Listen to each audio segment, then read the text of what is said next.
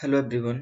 आज हम PGT economics के नेक्स्ट 50 क्वेश्चन जो है वो करने वाले हैं। ठीक है, अब ये जो क्वेश्चंस हैं वो आपको चाहे आपका पीजीटी का पेपर है या आपका जो है वो स्टेट एलिजिबिलिटी टेस्ट है, ठीक है, सेट का पेपर भी आने वाला है। तो सेट और पीजीटी के लिए ये जो क्वेश्चंस हैं वो सबसे ज़्यादा हेल्पफुल होने वाले हैं।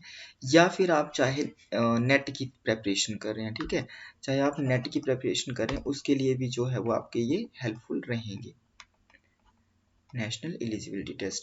तो यहाँ पे जो है वो आपके ये हम पीजीटी के लिए स्पेशली कर रहे हैं, बट आपका सेट में भी जो है वो ऐसे ही क्वेश्चन पूछे जाते हैं। नेट का लेवल थोड़ा हाई है, बट अगर आपको ये अंडरस्टैंड होंगे कंसेप्ट तो आप जो है वो अदर क्वेश्चन भी जो है वो इजीली कर पाएंगे। ठीक है, अब ये जो क्वेश्चन हैं वो आपके डिफरेंट ईयर्स में डिफरेंट जो स्टेट्स में जो है वो पीजीटी में पूछे गए क्वेश्चन है। ठीक है, तो वो क्वेश्चन जो है वो हम यहाँ पर कर रहे हैं। तो नेक्स्ट क्वेश्चन जो है वो स्टार्ट करते हैं।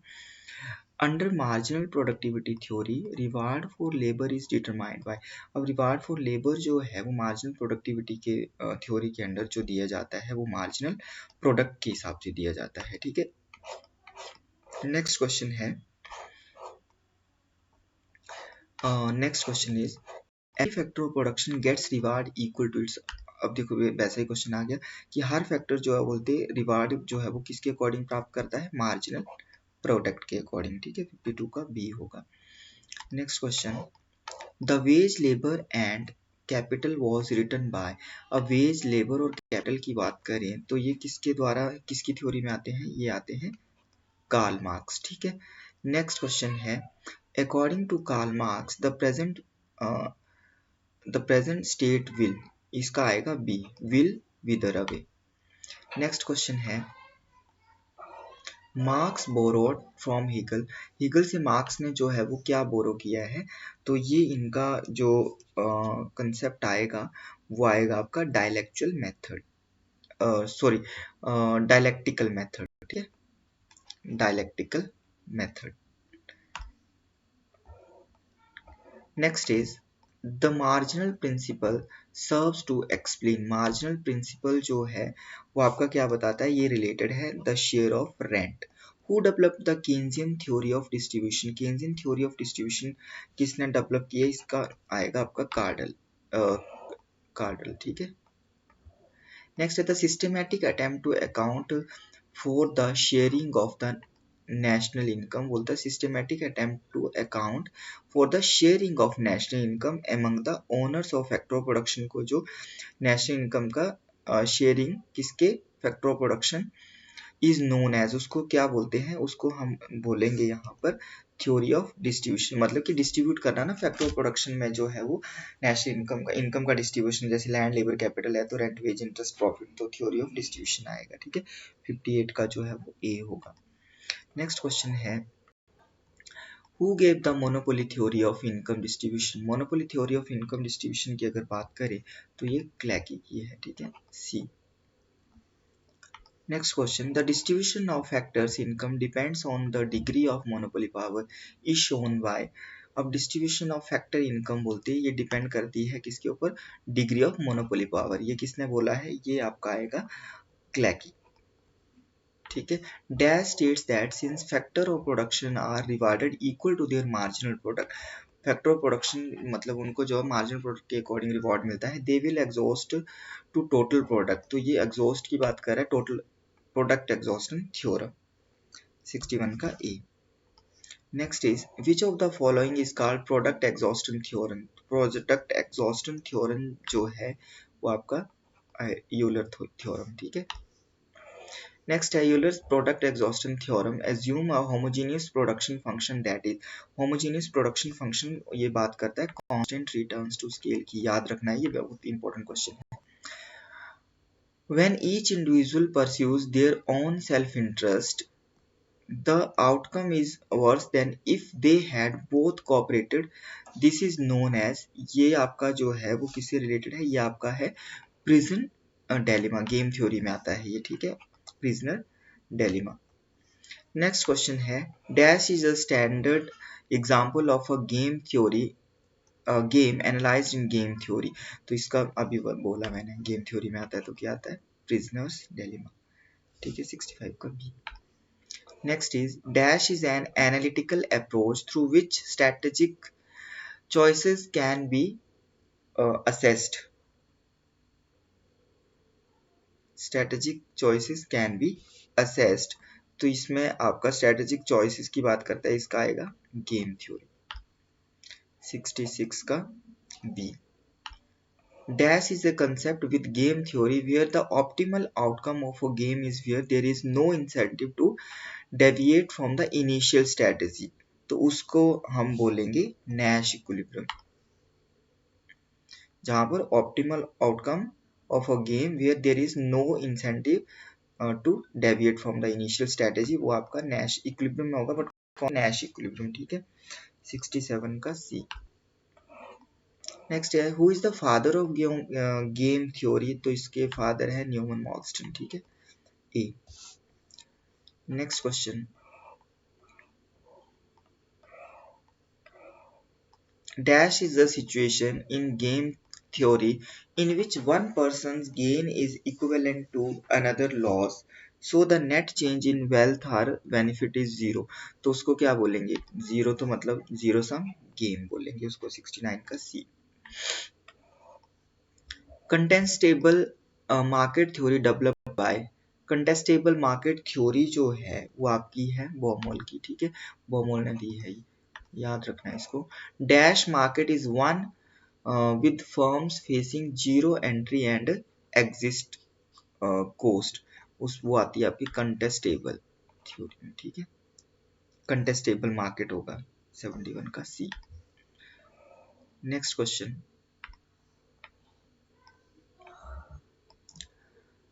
which economist formulated the contestability hypothesis. तो contestability hypothesis जो है वो आपका क्या बताया अभी, बॉमोल से रिलेटेड, तो कौन आएगा, बॉमोल. 72 का बी. नेक्स्ट है the petroleum industry is an example of, petroleum industry जो है प्योर ओलिगोपोली. यस, आपका 73 का बी आएगा, प्योर ओलिगोपोली. ओलिगोपोली मतलब कम है, और ये प्योर ओलिगोपोली में प्योर होता है, एक डिफरेंशिएटेड होता है. जहाँ होमोजीनियस वो प्योर होगा, जहाँ डिफरेंशिएटेड होगा वो आपका परफेक्ट या प्योर बोलेंगे इसको, और जहाँ डिफरेंशिएटेड हो उसको डिफरेंशिएटेड ओलिगोपोली बोलेंगे. An oligopoly with two firms is called, जहां पर टू फर्म्स रहती हैं उसको हम बोलते हैं ड्यूपोली. नेक्स्ट है dash is an indicator of the physical relationship between the input and output of a firm. Physical relationship वो क्या होता है, प्रोडक्शन फंक्शन की बात करते हैं हम, ठीक है. तो इसका आएगा B. Factors which can be changed and vary directly with the output in the short run is known as, जो कि short run में मतलब क्या होते हैं, फैक्टर्स जो कि चेंज वेरिएबल होते हैं, मतलब कि क्या बोल रहा है, output in short run change, जो चेंज हो जाते हैं, तो वेरिएबल फैक्टर्स, ठीक है. 76 का जो है वो आपका B. Next is dash is derived with the help of engineering production function. Engineering cost curve आएगा इसमें, ठीक. सी. 77 का C. Which one of the following is not a feature of oligopoly? oligopoly का फीचर जो है वो आपका कौन सा नहीं है, ठीक है. फ्यू सेलर्स होते हैं, आपका प्राइस रिजिडिटी भी होती है, रिजिडिटी भी होती है, और few seller price rigidity and price taker नहीं होती है, ये ओलिगोपोली है ना. तो यहाँ नो बोल रहा है, तो आपका बी आएगा, ठीक है. 78 का B. Dash is a market situation wherein the firms cooperate with each other in determining price or output. अब जिसमें जो है वो प्राइस और आउटपुट को डिटरमाइन करने में कोऑपरेटिव डिसीजन, तो इसका वो जो आएगा वो आपका आएगा कोलूसिव, ठीक है. मार्केट सिचुएशन जहां पर क्या होता है, firms cooperate with each other, एक दूसरे के साथ कोऑपरेट करती है each other in determining the price and output को डिटरमाइन करने में, कोलूसिव जहां पर वो कोलूजन करती है, ठीक है, ग्रुप ऑफ फर्म्स बना लेती है. नेक्स्ट है आपका which one of the following is not a non collusive oligopoly model, ठीक है. यहाँ पर ये बात कर रहा है कि नोट बोल रहा है ना, ये तो वैसे सारे ही जो है वो आपके यहाँ पर नन ऑफ दीज आएगा, ठीक है. यहाँ पर ये सारे जो है वो कोलूसिव ओलिगोपोली मॉडल ही है ये, ठीक है. नॉन मतलब नॉन कोलूसिव ओलिगोपोली में आते हैं. नॉन कोलूसिव में जो है वो आते हैं आपका कूर्नो, वर्ट्रैंड, चैम्बरलिन, स्वीजी का king demand curve and Stackelberg. तो कूनो गार्टनर स्टैकलबर्ग ये सारे हैं नॉन कोलूसिव ओलिगोपोली। तो ये नोट बोल रहा है ना, तो नोट मतलब कि नन ऑफ आएगा इसमें फिर, ठीक है। Next question is dash is defined as a group of firms that gets together to make output and price decision। तो इसका जो है वो आपका स्टैकलबर्ग, ठीक है। Next question, if a few firms dominate an industry the market is known as. कुछ firm जो है वो उनका प्रभुत्व होता है इंडस्ट्री में, उसको क्या बोलते हैं, उसको क्या, मोनोपोलिस्टिक, कॉम्पिटिटिव मोनोपोलिस्टिक या फिर आपका ड्यूपोली। तो इसका जो सही आएगा वो ड्यूपोली। फ्यू फर्म्स बोल रहा है ना, फ्यू फर्म्स डोमिनेट्स होती हैं तो ड्यूपोली। Next है the locus of points of levels of x and y which use up all the variable resources of the firms. This is known as resources मतलब combination of two variable, आपका two levels x and y बताया है and given resources and technology क्या होता है वो PPC होता है, आपको याद होगा, प्रोडक्शन पॉसिबिलिटी कर्व। 83 का हो जाएगा B। Next है locus of points of various combination of quantity of y and x whose sale yield the same revenue। तो वो होती है आइसो रेवेन्यू कर्व। 84 का आ जाएगा आपका A। Next question, the slope of the iso revenue curve is equal to the ratio of. तो ये आएगा the price of the commodities. 85 का C। The term species consumption was first introduced by ये आपका Thorsten Veblen। 86 का C। Next is dash is a type of luxury good for which the demand for a good increases as the price increases। आपका कौन सी होती हैं, Veblen, Veblen goods, ठीक है। Next is dash have an upward sloping demand curve। upward sloping demand curve आपका Veblen. Next है आपका individuals or companies, कोई कंपनी या individual that prefer low risk low return investments are. Risk भी कम लेगा, रिटर्न्स भी कम होंगे, तो वो रिस्क लवर नहीं होगा, वो रिस्क एवर्स होगा, ठीक है। 89 का हो जाएगा आपका A. Dash model is that the consumer views a purchased good as a bundle of characteristics. ये किसका है मॉडल आपका, ये है लैनकास्टर का, लैनकास्टर का, ठीक है। Next question, characteristics model which was developed bye. Characteristics के ऊपर भी कैरेक्टरिस्टिक्स की बात कर रहा था, अब कैरेक्टरिस्टिक्स मॉडल है तो ये किसका आ जाएगा, बी, लैनकास्टर, ठीक है। 91 का बी। नेक्स्ट क्वेश्चन है example of a negative network externality is. Negative network externality is 92 का C, snob good. Stock adjustment principle which has been developed by. Stock adjustment principle जो है वो आपका डेवलप किया है नरलॉग ने, ठीक है। C, stock adjustment principle which has been applied to the study of demand function for consumer durable या कंज्यूमर नॉन ड्यूरेबल। इसका आएगा आपका कंज्यूमर ड्यूरेबल, तो ये याद रखना है, कंज्यूमर। 94 का A. Habit creation principle which has been developed by. ये जो है वो आपका हाउथेकर एंड टेलर। 95 का सी।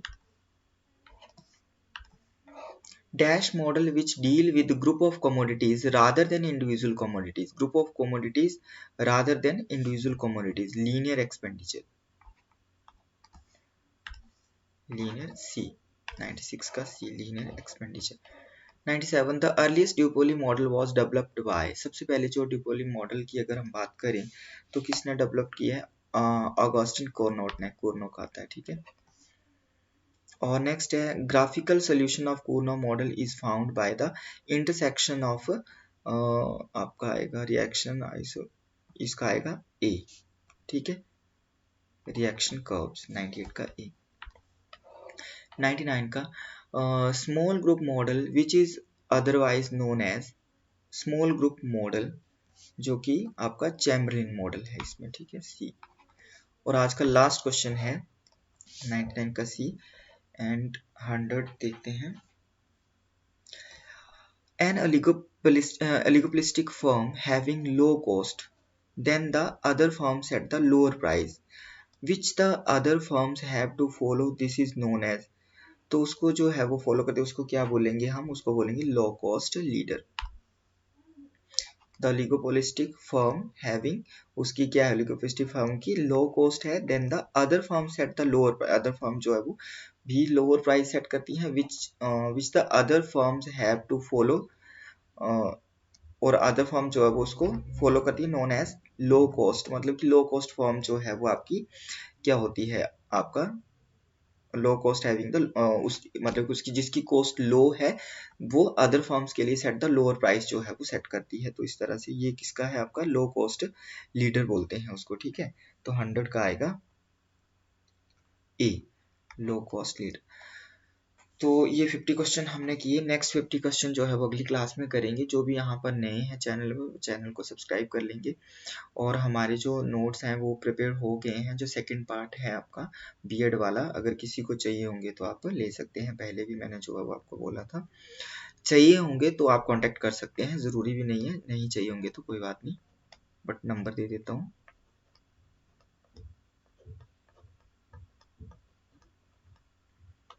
8219726090।